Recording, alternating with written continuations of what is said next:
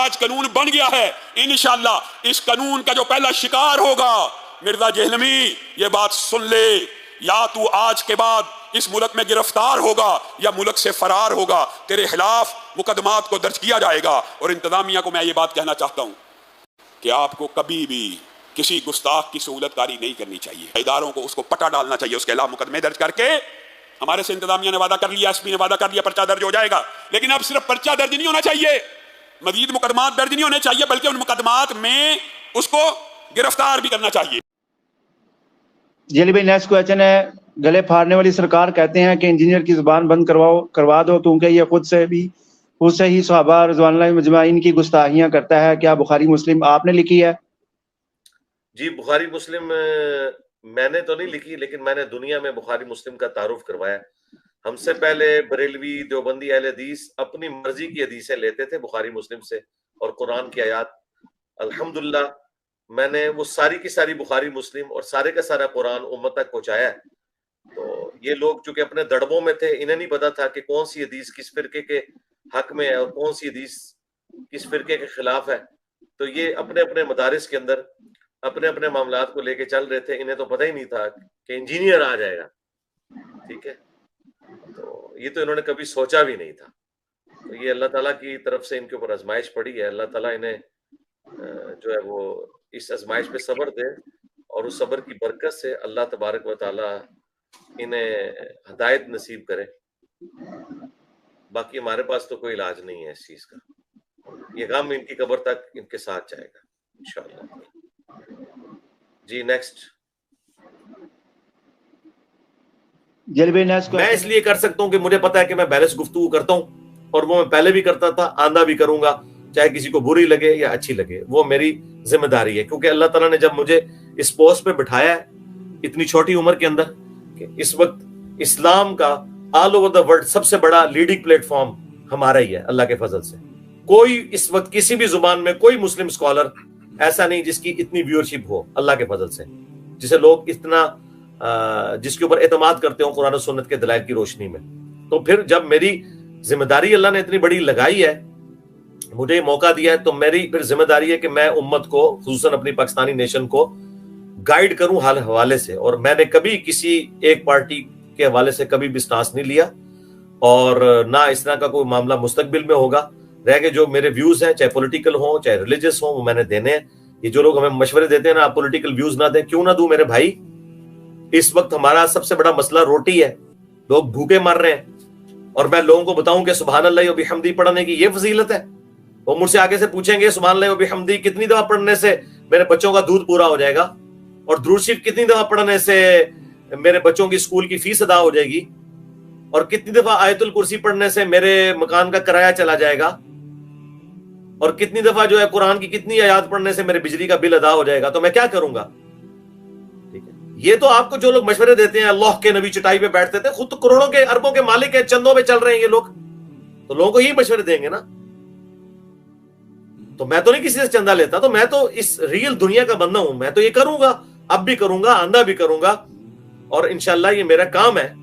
ظاہر ہے کہ اللہ کے فضل سے جن لوگوں کو میں سمجھا رہا ہوں میں ان سے زیادہ پڑھا لکھا ہوں، دنیاوی طور پہ بھی دینی طور پہ بھی، اور اللہ کے یہ میں کوئی تکبر کے طور پہ نہیں کہہ رہا، میں اس لیے کہہ رہا ہوں تاکہ انہیں یہ پتا چل جائے کہ یار کوئی کسی نتھو خیرے کے ساتھ آپ کا واسطہ نہیں پڑا ہوا، اور اللہ کے فضل سے پالیٹکس کو بھی ان سے زیادہ جانتا ہوں، ورلڈ پالیٹکس کو بھی ان سے زیادہ جانتا ہوں، اکنامکس کو بھی ان سے زیادہ جانتا ہوں۔ میں نے اپنی ماسٹر ڈگری میں یہ سارے سبجیکٹس پڑھے ہوئے ہیں، میکینیکل انجینئرنگ کے بعد میں نے ماسٹر ڈگری بھی کی ہے، مکمل میں نے نہیں کی تھی، لیکن وہ میرے چونکہ میں تحقیقی کام میں شروع ہو گیا تو میں نے چھوڑ دی، لیکن میں نے یہ سارے سبجیکٹس کیے ہوئے ہیں، فائنانس فار ٹیکنیکل مینیجر، یہ تمام میری فیلڈز ہیں، اور میری ویڈیوز اس کے اوپر گواہ ہیں۔ تو آندہ بھی میں اس طرح کے معاملات کے اوپر چلوں گا، لیکن کسی چیز کو کسی طرف آپ ریلیٹ نہ کریں۔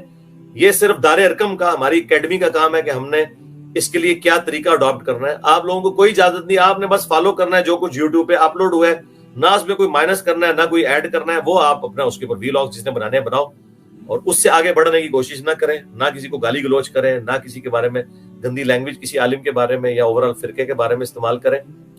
تو یہ ان کی چیخیں تو آسمانوں پہ جائیں گی، آپ دیکھیں ان پہ بہت برا وقت آیا ہے فرقوں کے اوپر، اس سے برا وقت پلانٹ ارتھ پہ انہوں نے کبھی نہیں دیکھا۔ وہ صحیح چیخ رہے ہیں کہ آج تک اتنی بڑی آزمائش ان پہ نہیں آئی ہے، وہ تو فطرہ کہتے ہیں، میں اس کو عربی والا فتنہ سمجھتا ہوں. واقعی اتنی بڑی آزمائش, اتنا برا وقت وہابیوں پہ کبھی نہیں آیا تھا, بریلویوں پہ, دیوبندیوں پہ, اہل حدیث پہ, شیعہ پہ, کہ ایک ایسا بندہ اللہ نے بھیجا ہے جو ان کی کتابوں سے ان کی ڈاکٹرین کو غلط ثابت کرتا ہے, اور ان کی کتابوں سے اس کی باتیں ثابت ہوتی ہیں, اور اس کے باوجود وہ سب کو چندے دیتا ہے, سب کے پیچھے نمازیں پڑھتا ہے, سب کو مسلمان سمجھتا ہے, اور خود کوئی چندہ بک نہیں بنائی. یہ سب سے بڑی بات ہے. خود اپنی مسجد کوئی نہیں بنائی, کوئی مدرسہ نہیں بنایا, اکیڈمی بھی ہے, دار ارقم بھی تو اسٹوڈیو ریکارڈنگ کے لیے, وہ ہفتے میں ایک ہی دن سنڈے والے دن کھلتا ہے, صبح سے لے کے زور کے وقت تک وہ بند ہو جاتا ہے, اور وہ بھی کرائے کے اوپر ہے, وہ بھی خریدا ہوا نہیں ہے, اس کا بھی تعلق میری زندگی کے ساتھ ہے. یہ نہیں ہے کہ میرے مرنے کے بعد ادھر کسی نے مزار بنا لینا ہے اور وہ اڈے بنا لینے ہیں, نہیں. تو اللہ کے فضل سے ہم اپنے معاملات کو بڑے آسان طریقے سے لے کے چل رہے ہیں, چونکہ لوگوں کو پریشانی ہوتی ہے اور لوگ اس حوالے سے اکیڈمی میں بھی رابطہ کرتے ہیں, جی کیا بنا یہ وہ. آپ بے فکر ہیں, جو کچھ بھی بنے گا وہ انشاءاللہ تعالی پبلکلی آئے گا, اور وہ آپ نے دیکھ لیا ہے. میری ویڈیو اپلوڈ کرنے کے 1 گھنٹے کے اندر پوری دنیا میں بچال تو آ گئی ہے, تو اللہ کے فضل سے. تو آپ اس سے اندازہ لگائیں کہ اگر میں اس طرح کی نیگیٹو پالیٹکس کے اوپر اتر ہوں جو پالیٹیشینز کرتے ہیں, جو ریاستی ادارے کرتے ہیں, تو میں کیا کچھ نہیں کر سکتا. لیکن ظاہر میں نے اللہ کو جان دینی ہے. مجھ میں اور اس قسم کی ذلیل اور گری ہوئی نیچ حرکتیں کرنے والوں میں فرق کیا رہ جائے گا؟ اگر میں اپنے آپ کو مؤمن کہتا ہوں, مسلم سمجھتا ہوں, تو ظاہر میں اخلاق نبوت کے ساتھ معاملات کو لے کے چلوں گا اور قانون کے تحت لے کے چلوں گا.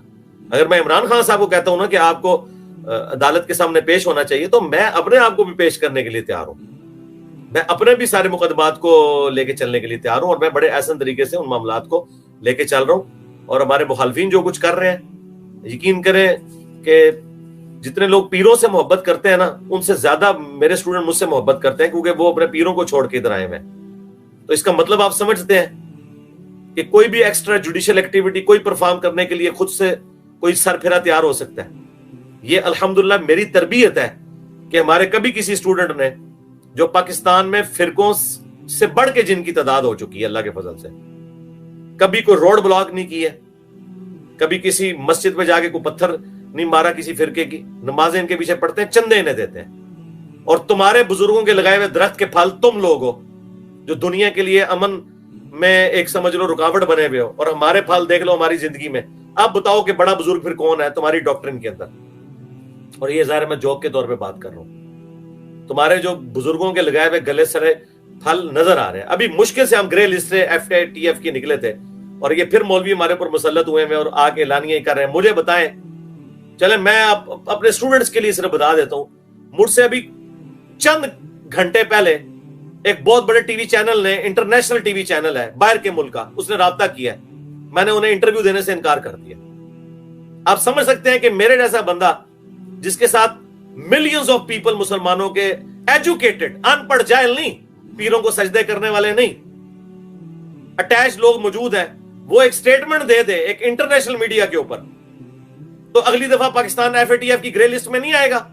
میں یہ رونا شروع کر دوں کہ جناب میری جان کو ادھر خطرہ ہے, مجھے اسائلم دی جائے.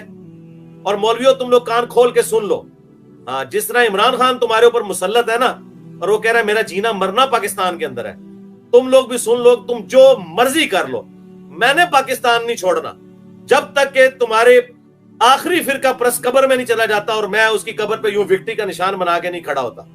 یہ ذہن میں رکھنا, بے فکر رہو. یہ سمجھ, یہ کوئی غامدی نہیں ہے جو ملک چھوڑ جائے گا, یہ کوئی ذاکر نائک نہیں ہے جو باہر چلا جائے گا. ہاں جی, اس کے نام میں علی آتا ہے, اور علی بنو امیہ کے ساتھ کمپرومائز نہیں کرتا. بالکل, میں تمہیں جینولی بنو امیہ سمجھتا ہوں, تو پھر سمجھ لو میرا سٹانس پھر وہی ہوگا جو علی کا ہے, جو حسن کا ہے, جو حسین کا ہے. تو اور مومن ایک سوراخ سے دوسری بار نہیں ڈسا جاتا. ایک دفعہ تو تم دھوکہ دے چکے ہو صفین میں, اب دوبارہ نہیں, اب تمہاری چیخیں آسمانوں پہ جائیں گی. تو یہ اپنے دماغ سے نکال دو اگر کسی کے دماغ میں ہے نا. تو میں اتنی احتیاط کرتا ہوں کہ میں کوئی ایسا بیان نہ دوں کہ پاکستان کے اندر جو ہے وہ اس طرح کے معاملات چل رہے ہیں اور پھر معاملات خراب ہو.